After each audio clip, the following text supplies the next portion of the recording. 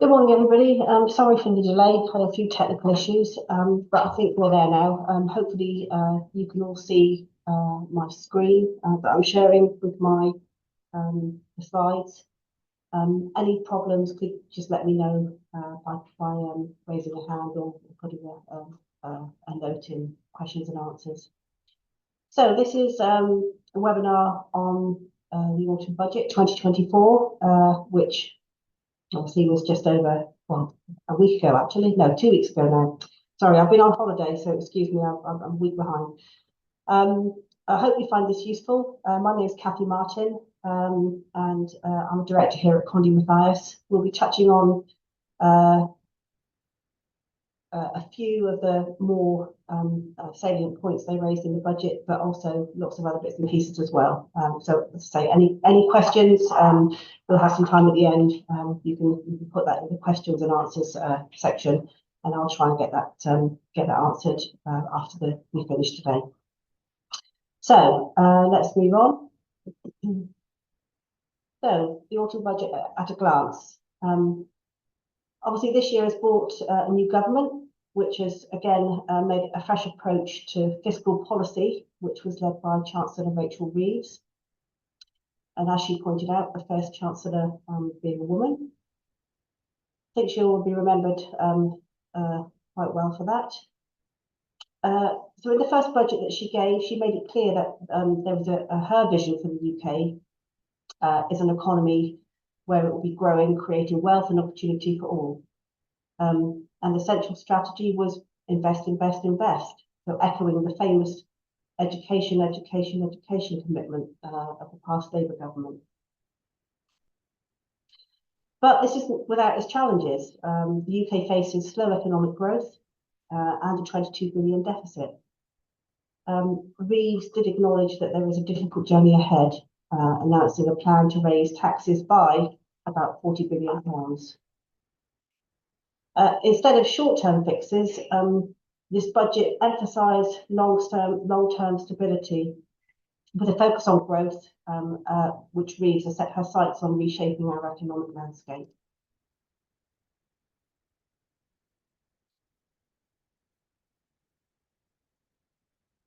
So this is the economic outlook.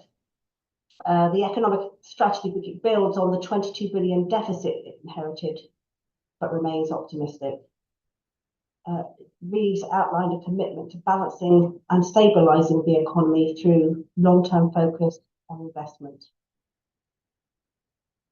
The Office of Budget Responsibility predicts gradual growth in GDP over the coming years, 1.1% in 2024, rising to 2% in 2025, and stabilising at around 1.5% by 2027. So this steady growth is intended to end austerity, with the government pledging not to borrow for current spending. Instead, they plan to reserve borrowing exclusively for investment in projects that benefit the UK's future.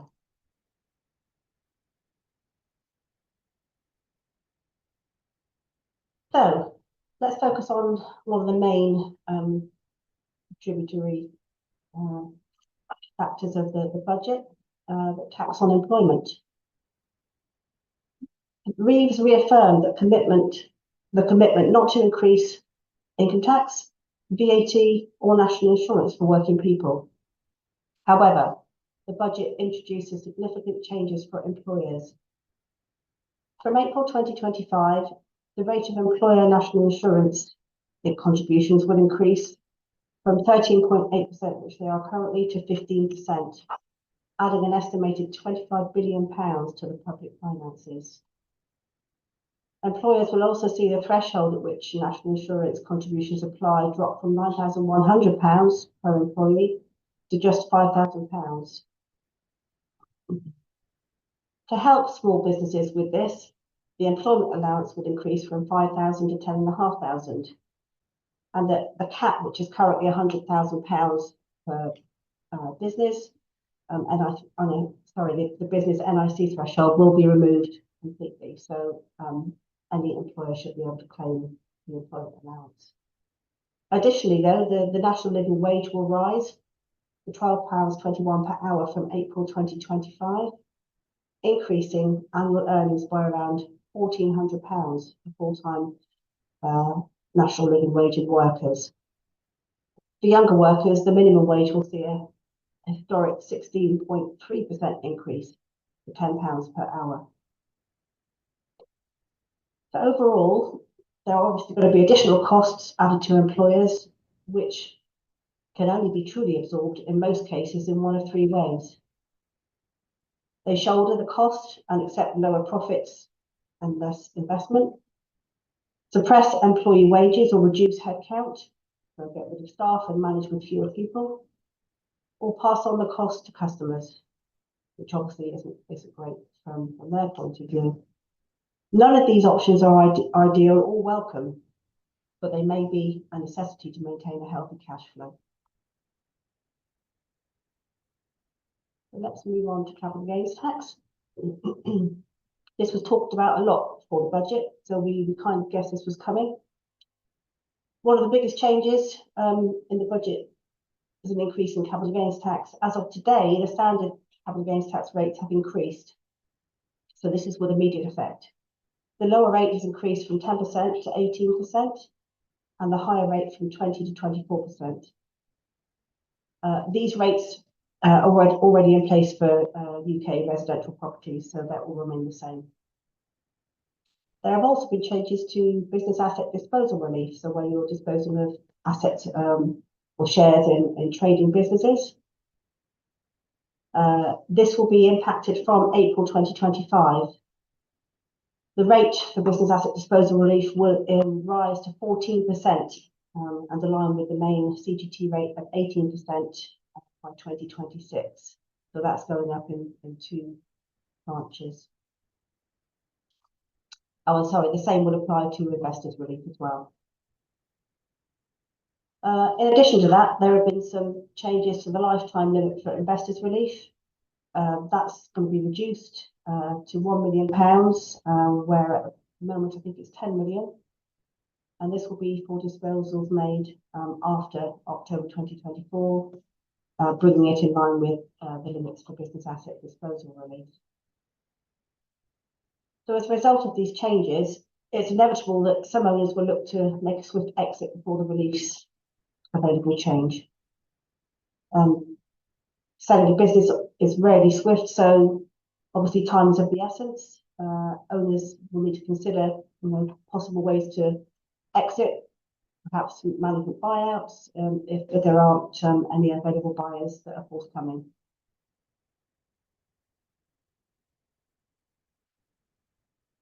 Talk about the inheritance tax changes, which was another big aspect talked about prior to the budget. So, the budget introduces several key changes. Firstly, the government will begin taxing unspent pension pots from April 2027.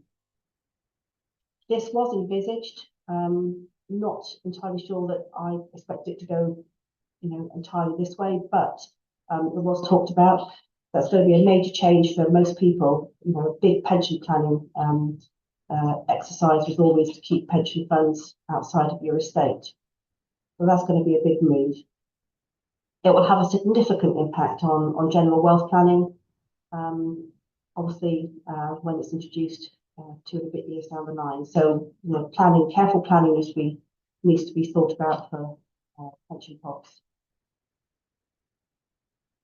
This measure will particularly hit families afflicted by an unexpected death at an early age, when more of a pension pot may remain unspent. Careful planning will be careful planning will be made, will be difficult without incurring tax elsewhere, but it's important to remember that the most valuable aspect of pensions is the gross tax-free roll-up of income and gains on the investment, which is hugely valuable and still there. There have also seen changes to agricultural and business property relief.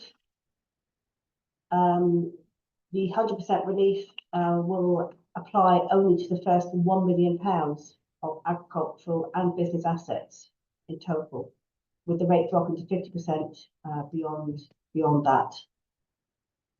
It's going to affect a lot of businesses, a lot of farming families. We've seen a huge amount of inquiries in the space of the past week. And obviously for private business shares, relief and listed shares will be cut as well to 50%, which may affect people with wealthy aid portfolios. Income tax rates will be unfrozen from 2028, and the IHT rate band remains frozen until April 2030. So those altogether are going to put a huge amount of pressure on estate planning for individuals.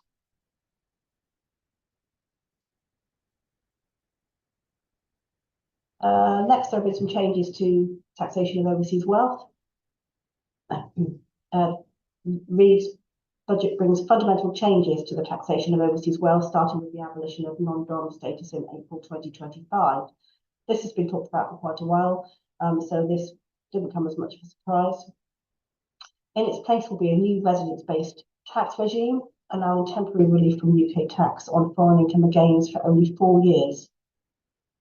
In addition, inheritance tax will now apply more broadly to offshore trusts, effectively ending a very common tax shelter.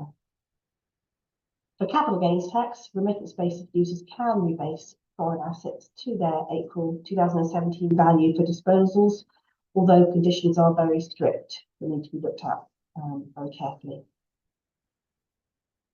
The budget also scraps the previous 50% reduction on foreign income in the first year.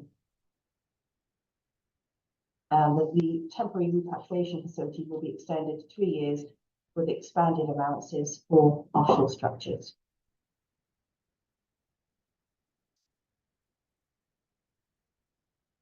Now let's talk about business tax stability. Looking at business tax, the budget offers a degree of stability. The corporate tax rate cap will remain at 25%, which should provide some reassurance for businesses planning their growth strategies. Key reliefs, including research and development tax reliefs from expensing, capital allowances, and an investment allowance and patent box are all set to continue, which supports ongoing investment in innovation and infrastructure. The first-year allowance for zero-emission cars and electric vehicle charge points have also been extended to 2026, which offers further incentives for businesses considering sustainable investment.